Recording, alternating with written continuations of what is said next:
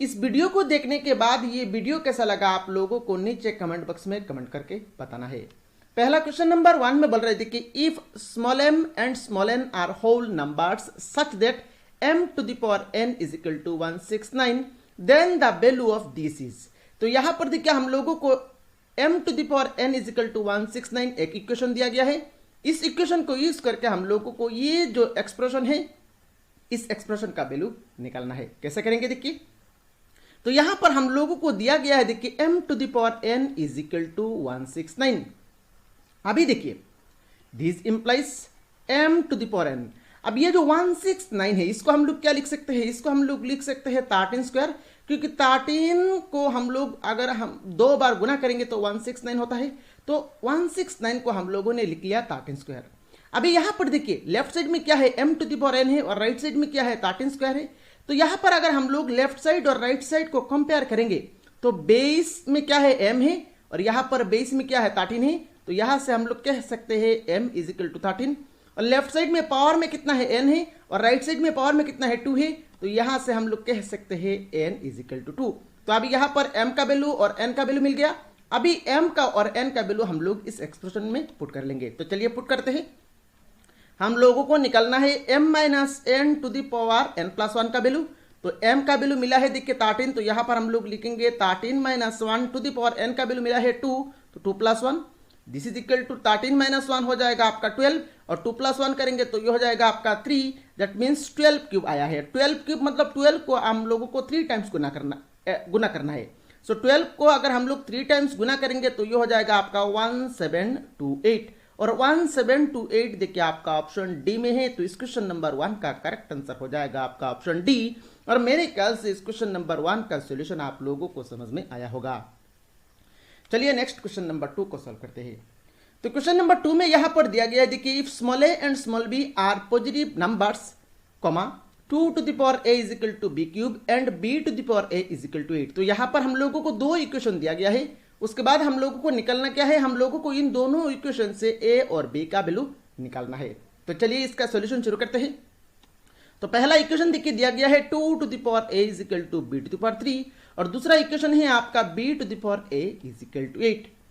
अब देखिए इसको रखिए, आप इसको सेकंड वाले को आप यहां पर सिंप्लीफाई करिए। देखिए b to the power a is equal to 8 को हम लोग क्या लिख सकते हैं, 8 को हम लोग लिख सकते हैं 2 क्यूब, 8 को हम लोग लिख सकते हैं 2 क्यूब। अब अभी आप सोचेंगे सर 8 को आपने 4 इंटू 2 क्यों नहीं लिखा, तो ये 4 इंटू 2 लिख सकते हैं पर लिखने से कोई फायदा नहीं होगा। हम लोगों को 8 को कुछ इस तरह से लिखना है, something to the power something लिखना है कि ताकि हम लोग कंपेयर कर सके। अगर 8 को आपने 4 इंटू 2 लिख लेंगे आप, अगर आप लिखेंगे तो कंपेयर नहीं कर पाएंगे, क्योंकि लेफ्ट साइड में something to the power something है तो राइट साइड को भी हम लोग something to the power something form में कन्वर्ट करना है।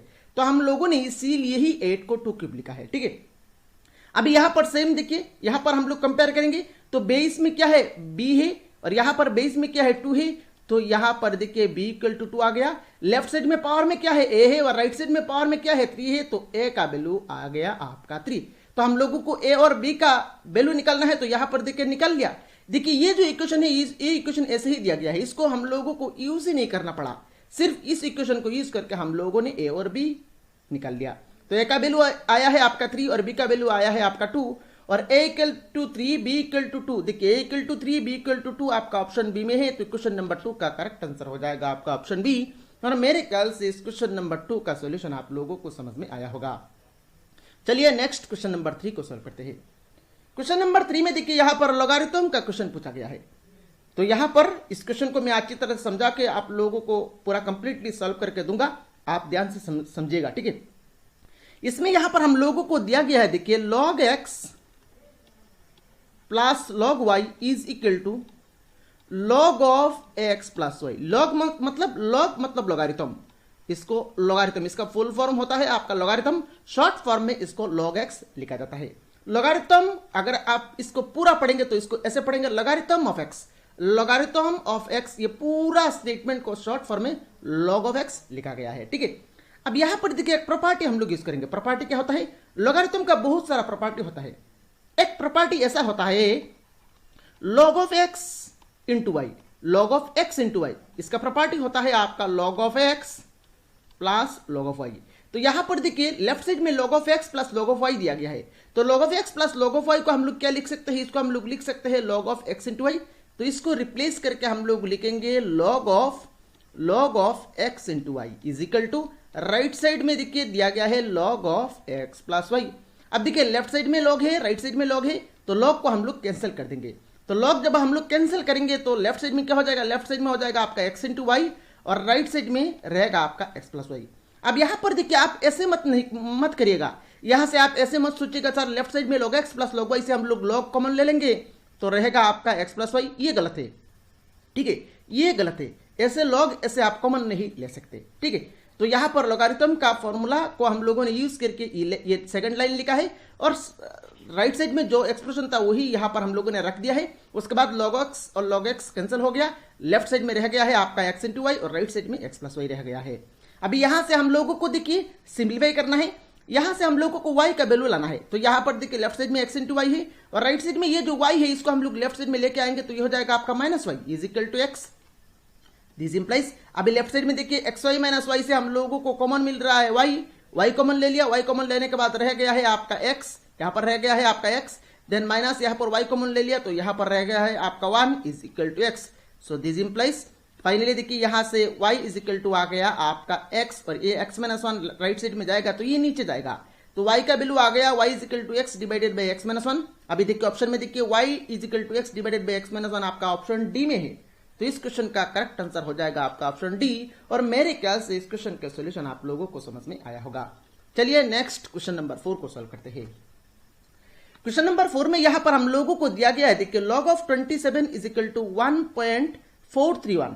तो log ऑफ 27 का वैल्यू हम लोगों को दिया गया है, हम लोगों को log ऑफ 9 का वैल्यू निकालना है। तो कैसे निकालेंगे, देखिए यहां पर भी हम लोगों को एक लॉगरिथम का एक प्रॉपर्टी यूज करना है। तो यहां पर देखिए हम लोगों को दिया गया है log of 27 is equal to 1.431, log of 27 is equal to 1.431। अब देखिए यहां पर log ऑफ 27, ये जो 27 है इसको हम लोग क्या लिख सकते हैं, इसको हम लोग लिख सकते हैं 3 क्यूब, क्योंकि 3 क्यूब होता है आपका 27। तो 27 को रिप्लेस करके हम लोगों ने लिख लिया 3 क्यूब और 3 cube log of 3 cube is equal to दिया गया है आपका 1.431। अब यहां पर देखिए हम लोगों को लॉगरिथम का एक प्रॉपर्टी हम लोगों को मिला है log of a to the power m। log of a to the power m इसका प्रॉपर्टी क्या होता है, log of a to the power m, ये जो पावर है ये पावर सामने आ जाता है तो m सामने आ गया, रह गया क्या, रह गया है आपका log a।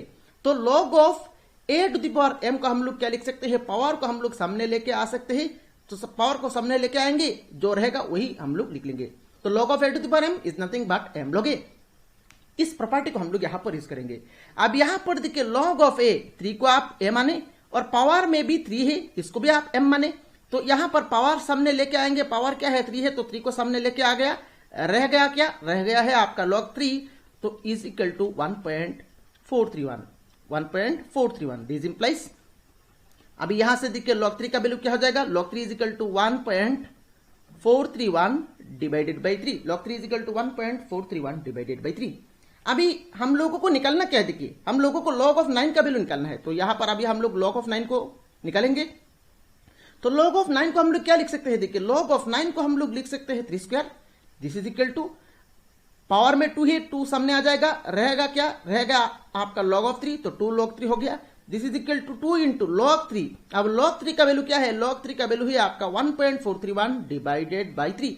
तो यहां पर हम लोग लिखेंगे 1.431 डिवाइडेड बाई 3, log 3 का वैल्यू पुट कर दिया। अभी आप इसको अगर आप 3 से काटेंगे 1.431 को जब आप 3 से काटेंगे तो ये हो जाएगा आपका 0.477। अभी 2 इंटू 0.477 करेंगे तो ये हो जाएगा आपका 0.954। अब ऑप्शन में जाइए, 0.954 कहां पर है, ऑप्शन सी में है, 0.954 आपका ऑप्शन सी में है। तो क्वेश्चन नंबर 4 का करेक्ट आंसर हो जाएगा आपका ऑप्शन सी और मेरे ख्याल से इस क्वेश्चन का सॉल्यूशन आप लोगों को समझ में आया होगा। चलिए नेक्स्ट क्वेश्चन नंबर 5 को सॉल्व करते हैं। क्वेश्चन नंबर 5 में बोल रहे थे कि which of the following set is equivalent to the set. यहां पर हम लोगों को एक सेट दिया गया है capital A is equal to A B C D E। तो इस सेट का इक्विवेलेंट सेट कौन सा है ये हम लोगों को निकालना है। तो इक्विवेलेंट सेट देखिए कैसे हम लोग कहेंगे इस सेट का इक्विवेलेंट सेट। इस सेट में कितना नंबर ऑफ एलिमेंट्स है, देखिए इस सेट में 5 नंबर ऑफ एलिमेंट्स है। तो हम लोगों को ऑप्शन में से उस सेट को निकालना है जिस सेट में 5 नंबर ऑफ एलिमेंट्स है। नंबर ऑफ एलिमेंट्स कैसे निकालते हैं, देखिए 1 2 3 4 5, ये जो A B C D E है, ये इसको हम लोग कहते हैं एलिमेंट्स। तो इस ए सेट में कितना एलिमेंट्स है, 5 एलिमेंट्स है। तो हम लोगों को इक्विवेलेंट सेट निकालना है, मतलब इक्विवेलेंट सेट मतलब वो सेट जिस सेट में 5 एलिमेंट्स होगा वही हो जाएगा आपका ए सेट का इक्विवेलेंट। आप ऑप्शन में जाइए, ऑप्शन में देखिए पहला ऑप्शन बी में दिया गया, पहला ऑप्शन ए में दिया गया है बी इज इक्वल टू 1, 2, 3, 4, 5। इसमें कितना एलिमेंट्स है, 5 एलिमेंट्स है। और बाकी देखिए बाकी सभी बी सी और डी में जो सेट दिया गया है इनमें आपका 4 एलिमेंट है, इसमें 4 एलिमेंट है, इसमें 4 एलिमेंट है, इसमें 3 एलिमेंट है। तो ये तीनों आपका इक्विवेलेंट नहीं होगा क्योंकि नंबर ऑफ एलिमेंट्स तो सेम नहीं हो रहा है। तो यहां पर देखिए नंबर ऑफ एलिमेंट सेम हो रहा है, तो ये जो सेट ए है इस सेट का इक्विवेलेंट सेट हो जाएगा आपका ऑप्शन ए। इक्विवेलेंट सेट देखिए एलिमेंट्स को हम लोगों को कंपेयर नहीं करना है, जस्ट नंबर ऑफ एलिमेंट्स को देखना है। नंबर ऑफ एलिमेंट्स इसमें था 5, इसमें भी नंबर ऑफ एलिमेंट्स 5 है, इसीलिए ही यहां पर हम लोगों ने कह दिया है ये जो सेट ए है इस सेट का इक्विवेलेंट सेट है आपका ऑप्शन ए में जो सेट दिया गया है ये वाला। मेरे ख्याल से इक्विवेलेंट सेट का मतलब क्या है और किस तरह से हम लोगों ने इस क्वेश्चन का आंसर किया ये आप लोगों को समझ में आया होगा। चलिए नेक्स्ट क्वेश्चन नंबर 6 को सॉल्व करते हैं। क्वेश्चन नंबर 6 में बोल रहा है देखिए A, B, C hired A car for ₹720 and used it for 9, 10 and 13 hours respectively. Higher charges paid by B are, मतलब A, B, C तीनों मिलके यहां पर एक कार हायर किया 720 रुपीज में, और उसके बाद ए ने उस कार को 9 आवर्स यूज किया, बी ने 10 आवर्स यूज किया और सी ने 13 आवर्स यूज किया। हम लोगों को यह निकलना है बी अगर उस कार को 10 आवर्स यूज अगर किया तो बी कितना रुपीज पे करेगा, यह हम लोगों को निकलना है। तो कैसे निकालेंगे देखिए, टोटल टाइम देखिए यहां पर टोटल टाइम मतलब क्या हो जाएगा 9 + 10 + 13 कर लेंगे तो ये हो जाएगा आपका टोटल टाइम। तो टोटल टाइम कितना आएगा 9 + 10 + 13, टोटल टाइम आ जाएगा आपका 32। अभी यहां पर हम लोगों को निकलना है बी ने कितना रुपीज पे करेगा, यह हम लोगों को निकलना है। अब देखिए टोटल टाइम है आपका 32, तो टोटल टाइम को हम लोग नीचे लिखेंगे। ऊपर में बी ने कितना घंटा यूज किया, बी ने उस कार को 10 घंटा यूज किया तो ऊपर में हम लोग लिख लेंगे 10, और इंटू में कितना रुपीज टोटल था, टोटल आपका 720 रुपीज था तो इंटू में कर देंगे हम लोग 720। मेरे ख्याल से ये जो फॉर्मूला हम लोगों ने लिखा है ये आप लोगों को समझ में आया होगा। ऊपर में हम लोगों ने बी ने उस कार को जितना घंटा यूज किया उसको लिखा, बी ने 10 घंटा यूज किया है तो ऊपर में 10 लिख लिया, और नीचे टोटल कितना घंटा यूज किया गया है, टोटल 32 घंटा है तो टोटल 32 नीचे लिख लिया, और इंटू में टोटल रुपीज से आपका 720 तो इंटू में 720 दे दिया। अभी यहां पर हम लोगों को काट करना है तो 4 से काटेंगे तो 4 8 जार 32 और 4 से इसको तो काट नहीं कर सकते, 4 से इसको काटेंगे तो 4 18 जार 72 और 0 लगा देंगे। उसके बाद यहां पर आप 2 से काटिए 2 4 जार 8 और 2 5 जार इसको काट सकते हैं। 4 से इसको काटेंगे तो 4 4 जार 16 2 रह गया है 20, 4 5 जार 20। तो फाइनली यहां पर आ गया देखिए 5 × 45। आप 5 × 45 करेंगे तो कितना आएगा, 5 × 45 करेंगे तो ये आ जाएगा आपका 225। That means B total 225 rupees pay करेगा, और 225 रुपीज आपका ऑप्शन बी में दिया गया है। तो क्वेश्चन नंबर 6 का करेक्ट आंसर हो जाएगा आपका ऑप्शन बी, और मेरे ख्याल से इस क्वेश्चन नंबर 6 का सॉल्यूशन आप लोगों को समझ में आया होगा। चलिए नेक्स्ट क्वेश्चन नंबर 7 को सॉल्व करते हैं। क्वेश्चन नंबर 7 में बोल रहे थे कि if a number is chosen at random from the set, इस सेट से हम लोगों को एक नंबर लेना है, then the probability that the chosen number is a perfect cube is, और वो जो नंबर हम लोग ले रहे हैं इस सेट से वो नंबर एक परफेक्ट क्यूब हो, इसका प्रोबेबिलिटी हम लोगों को निकालना है। तो यहां पर देखिए कैसे निकालेंगे, यहां पर टोटल इस सेट में कितना नंबर से, इस सेट में total 1 2 3 dot up to 100, that means इस सेट में टोटल 100 नंबर से, तो टोटल नंबर्स को हम लोग नीचे लिखेंगे। नीचे कितना है लिखेंगे, नीचे टोटल 100 नंबर से तो 100 को लिख लिया। अभी ऊपर में वो नंबर क्या होना चाहिए, वो नंबर एक परफेक्ट क्यूब होना चाहिए। परफेक्ट क्यूब का मतलब क्या है, परफेक्ट क्यूब मतलब एक नंबर परफेक्ट क्यूब हम लोग तब कह सकते हैं अगर वो नंबर एक नंबर का क्यूब हो। जैसे कि 1 एक परफेक्ट क्यूब नंबर है, क्यों, क्योंकि 1 को हम लोग 1 क्यूब करके 1 मिल रहा है, दिस मीन्स 1 को हम लोग कह सकते हैं ये एक परफेक्ट नंबर है। इसी तरह 8 एक परफेक्ट नंबर है, क्योंकि 8 को 2 क्यूब करने से 8 मिलता है, तो 8 एक परफेक्ट क्यूब नंबर है। इसी तरह यहां पर 27 भी एक परफेक्ट क्यूब नंबर है, क्योंकि 27 को हम लोग 3 क्यूब करेंगे तो 27 मिलता है, तो 27 को हम लोग कह सकते हैं ये एक परफेक्ट क्यूब नंबर है। नेक्स्ट यहां पर 64 एक परफेक्ट क्यूब नंबर है, क्योंकि 64 4 का क्यूब होता है। उसके बाद 125 ये भी एक परफेक्ट क्यूब नंबर है, क्योंकि 125 5 क्यूब करने से आता है। तो इसी तरह ये नंबर ऐसे चलता है। तो परफेक्ट क्यूब नंबर मतलब वो नंबर जो नंबर किसी एक नंबर का क्यूब हो। अब यहां पर ये जो सेट है, ये जो सेट है 1 से लेकर 100 तक हम लोगों को एक नंबर चूज करना है, वो नंबर परफेक्ट क्यूब होना चाहिए। तो यहां पर देखिए perfect cube between 1 to 100 perfect cube कौन कौन सा आ रहा है, 1, 8, 27, 64 4 नंबर आ रहा है। 125 परफेक्ट क्यूब नंबर है, पर ये इस सेट के अंदर लाई नहीं कर रहा है, तो इसके बाद वाले जितना भी नंबर से सारे नंबर्स तो नहीं आएंगे। तो कितना नंबर्स आ रहा है बिटवीन 1 to 100 कितना नंबर्स आ रहा है परफेक्ट क्यूब, 1 2 3 4 नंबर्स आ रहा है। तो ऊपर में हम लोग लिख लेंगे 4, और नीचे तो टोटल नंबर से 100, तो नीचे हम लोग 100 को लिख लिया। अभी यहां पर काटेंगे तो 4 1 जार 4, 4 25 जार 100, तो फाइनली यहां पर आंसर आ गया 1/25। और 1/25 देखिए आपका ऑप्शन ए में है, तो इस क्वेश्चन नंबर 7 का करेक्ट आंसर हो जाएगा आपका ऑप्शन ए। और मेरे ख्याल से इस क्वेश्चन नंबर 7 का सोल्यूशन आप लोगों को समझ में आया होगा। नेक्स्ट क्वेश्चन नंबर 8 को सॉल्व करते हैं। चलिए, अगर आप इस वीडियो का पीडीएफ चाहते हैं तो ये जो नीचे हमारा ऑफिशियल व्हाट्सएप नंबर है, इस व्हाट्सएप नंबर पे आप अपना नाम और अपना होम डिस्ट्रिक्ट लिख के सेंड करें। हमारे टीम की ओर से आप लोगों को इस वीडियो का पीडीएफ सेंड करा दिया जाएगा। नेक्स्ट क्वेश्चन नंबर 8 में देखिए बोल रहे हैं, देखिए log of √8 divided by log 8 is equal to. तो ये जो एक्सप्रेशन है, इस एक्सप्रेशन का वैल्यू हम लोगों को निकालना है। तो कैसे निकालेंगे, देखिए ऊपर में दिया गया है log of √8 और नीचे दिया गया है देखिए log of 8। तो कैसे लिखेंगे, देखिए this is equal to log of √8 को हम लोग क्या लिख सकते हैं, √8 को हम लोग लिख सकते हैं 8 to the power half divided by log 8।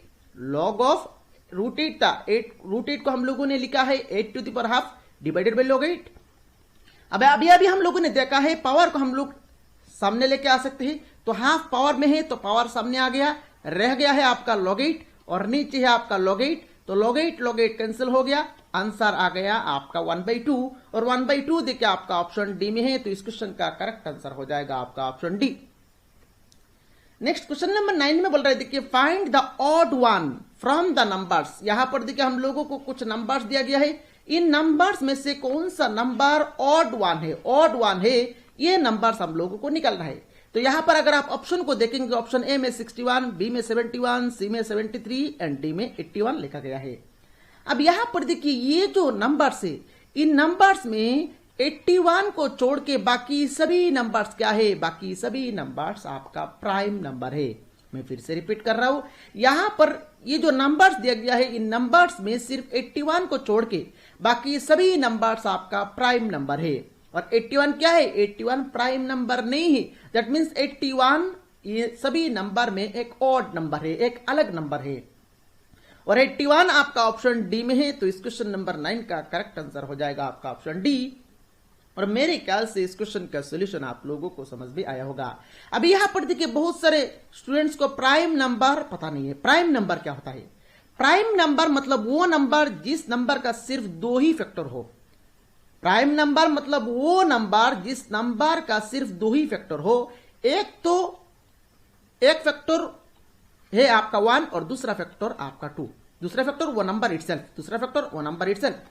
जैसे कि देखिए 2 एक प्राइम नंबर है, क्यों, क्योंकि 2 का 2 ही फैक्टर है, एक तो है आपका 1 और दूसरा है आपका 2। मतलब 2 जो नंबर है, इस नंबर को हम लोग एक ही तरीके से लिख सकते हैं 1 into 2, और बाकी कोई भी प्रोसेस से हम लोग 2 को ऐसे नहीं लिख सकते। जैसे कि 3 एक प्राइम नंबर है, क्योंकि 3 को लिखने का तरीका एक ही है, तो एक ही है 1 into 3। इसमें देखिए 3 का 2 ही फैक्टर है, एक तो है आपका 1 और दूसरा है आपका 3। अब 4 में आइए, 4 प्राइम नंबर नहीं है, क्यों, 4 को हम लोग लिख सकते हैं देखिए 2 into 2। नेक्स्ट 4 को हम लोग लिख सकते हैं 4 into 1। नेक्स्ट 4 को हम लोग ये देखिए 4 का फैक्टर देखिए 4 मिल गया, 1 मिल गया, 2 मिल गया, तो 3 फैक्टर हो गया। इसीलिए 4 को हम लोग प्राइम नंबर नहीं कहेंगे। तो प्राइम नंबर मतलब वो नंबर जिस नंबर का सिर्फ 2 ही फैक्टर होना चाहिए, एक तो होना चाहिए आपका 1 और दूसरा होना चाहिए आपका ए। अब यहां पर देखिए 81 में आइए, 81 को हम लोग लिख सकते हैं देखिए 1 into 81, देन 9 into 9 81 लिख सकते हैं। तो 81 का देखिए फैक्टर आ गया 1 81, 9 तो 3 फैक्टर आ गया, इसीलिए ही यहां पर 81 को हम लोग प्राइम नंबर नहीं कहेंगे। मेरे ख्याल से यहां पर प्राइम नंबर का कंसेप्ट आप लोगों को समझ में आया होगा। चलिए नेक्स्ट क्वेश्चन नंबर 10 को सॉल्व करते हैं। क्वेश्चन नंबर 10 में यहां पर देखिए बोल रहा है 2 numbers are in the ratio 2:3। So 2 numbers का रेशियो दिया गया है 2:3। तो अभी यहां पर अगर हम लोग उन दोनों नंबर को मानेंगे तो क्या हो जाएगा, पहला नंबर हो जाएगा आपका 2x और दूसरा नंबर हो जाएगा आपका 3x। तो हम लोगों ने दोनों नंबर को मान लिया 2x और 3x। If there LCM is 48 और उन दोनों नंबर का मतलब 2x और 3x का एलसीएम दिया गया है आपका 48, तो हम लोगों को उन दोनों नंबर का साम निकलना है।